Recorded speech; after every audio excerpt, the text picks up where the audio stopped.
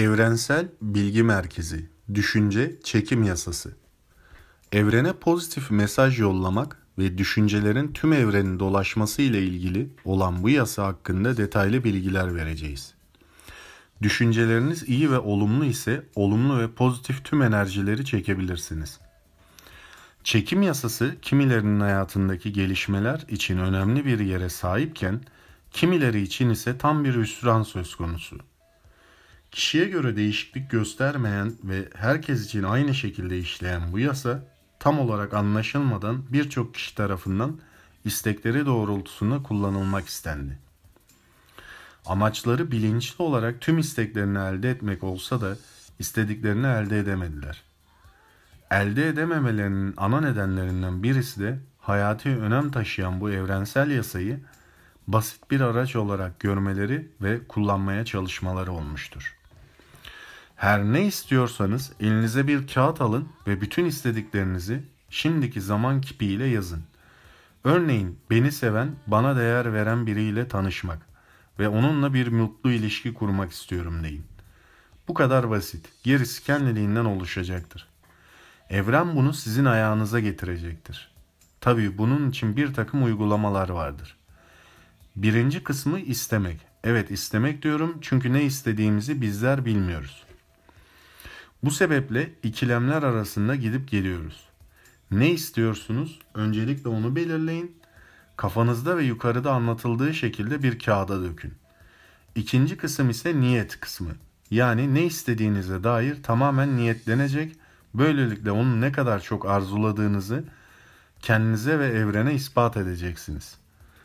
Son ve en önemli kısım ise istediğiniz şeyle aynı, hatta olmanız, yani tasavvur etmenizdir. Hayal demiyorum çünkü hayal kavramı olmayan şeyleri kapsar. Ben burada tasavvur kelimesini kullanıyorum ki tasavvur etmek demek düşündüğünüzü tamamen hissetmek ve onu yaşamak demektir. Yani nasıl bir araba modeli aklınızda var ise her gün düzenli olarak gözlerinizi kapatıp o arabayı sürdüğünüzü tasavvur edin. Ya da aklınızdaki ev için alışverişe çıkın. Ne vakit ki istediğinizi tamamen veya canı gönülden hissettiğinizde, o zaman siz bu isteğinizle aynı hata geçmiş olursunuz. İşte bu isteğinizin gerçekleşmesinin an meselesi olduğunun göstergesidir. Benzer benzeri çeker. Çekim yasasının benzer benzeri çeker şeklindeki sloganı aslında bazı gerçekleri hemen dile getirmiş olur. İnsan dev bir mıknatıs gibidir. Mıknatısın iki kutubu gibi işler. Frekansı ile uyumlu şeyleri kendine çeker. Uyumsuz olanları kendinden uzaklaştırır. Düşüncelerimiz ile evrene sürekli mesajlar göndeririz. Bu düşüncelerin belirli bir frekansları vardır. Bu frekanslar gidip kendine en çok benzeyen frekans ile örtüşür. Bu şekilde bilincimizde ne tür düşünceler ve inançlar var ise bu inançlara uygun deneyimlerinizi hayatımıza çekeriz. İnanılan ve düşünülen şeyden kopulmadığı sürece o şeyin gerçekleşme ihtimalini arttırırız. İster pozitif, ister negatif düşünce olsun, odaklandığımız süre içerisinde bize yaklaşır. Tam bir kişiyi düşünürken o kişiden telefon aldığınız oldu mu? Doğru zamanda, doğru yerde oldunuz mu? Tesadüf diye adlandırdığımız durumları zaman zaman yaşar mısınız? Alışılagelmiş hataları tekrar yaşar mısınız?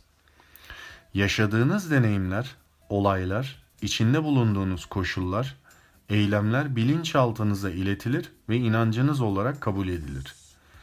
Bilincinizin yaptığı gibi bilinçaltınız her bir şeyi muhakeme etmez, sizinle tartışmaz. Olumlu ya da yıkıcı düşünceleri ayırt etmeden kabul eder. Yani düşüncelerinize, telkinlerinizin doğasına göre tepki verir. Kendinizi kötü hissediyorsanız, kendimi kötü hissediyorum sinyali yayarsınız. Ruhunuz kötü bir hale bürünür. Eğer sürekli yakınıyorsanız, yakındığınız şeyi kendinize çekersiniz. Hatta korktuğum başıma geldi dersiniz. Olaylara karşı olumlu bir bakış açınız var ise, olumlu olaylar ya da durumları kendinize çekerseniz onlar hayatınıza girer. Farkındalıkla boş ve anlamsız düşüncelerden uzaklaşıp daha berrak düşünceler oluşturmayı, hayatınızı mükemmele taşımayı hedefleyebilirsiniz.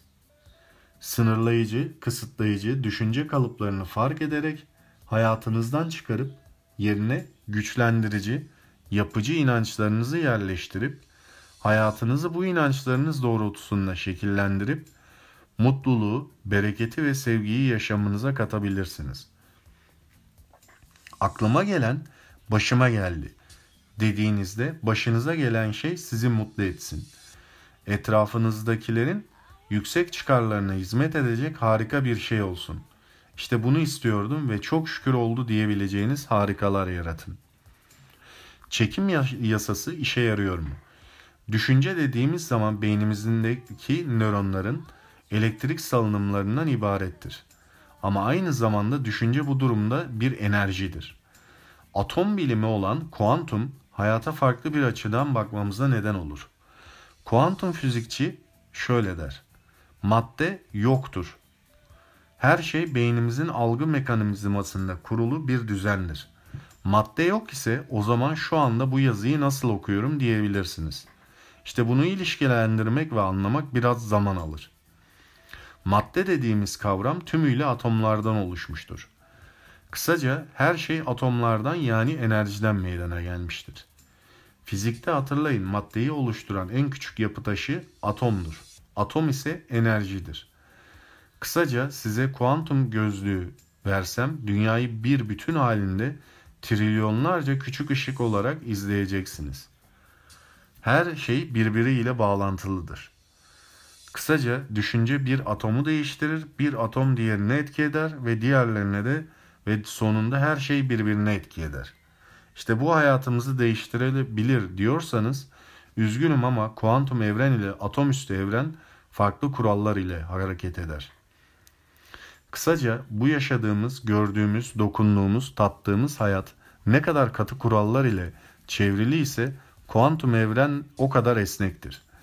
Peki o halde çekim yasası nasıl işliyor ya da gerçekten işliyor mu? Çekim yasası dediğimiz kavram niyet kavramı. Yani aynı neredeyse. Niyet de istemekten ve çağırmaktan geçer. 40 kere söylersen olur diye bir deyişimiz bile var. O halde düşüncelerimiz gelecek hayatımızda büyük rol oynuyor. Kesinlikle rol oynuyor. Ama bir farkla düşüncelerinizi gerçekleştirecek olan sizsiniz. Hazır olmadığınız hiçbir şey dilerseniz size gelmeyecektir. Hazır olduğunuz halde istemediğiniz şeyler ise size gelecektir. Burada ana kavram hayatınıza çekeceğiniz şeyleri sizin tam olarak belirleyemediğiniz, unutmayın, bilinçaltı seviyeniz hayatınızı yönlendirmede bilinçten yani sizden daha büyük rol oynuyor. Hayatınızı yönlendirirken yapmanız gereken en önemli şey doğru planlar. Kısacası çekim yasası dediğimiz kavram bir yere kadar var ama gerisi size ve azminize kalmış.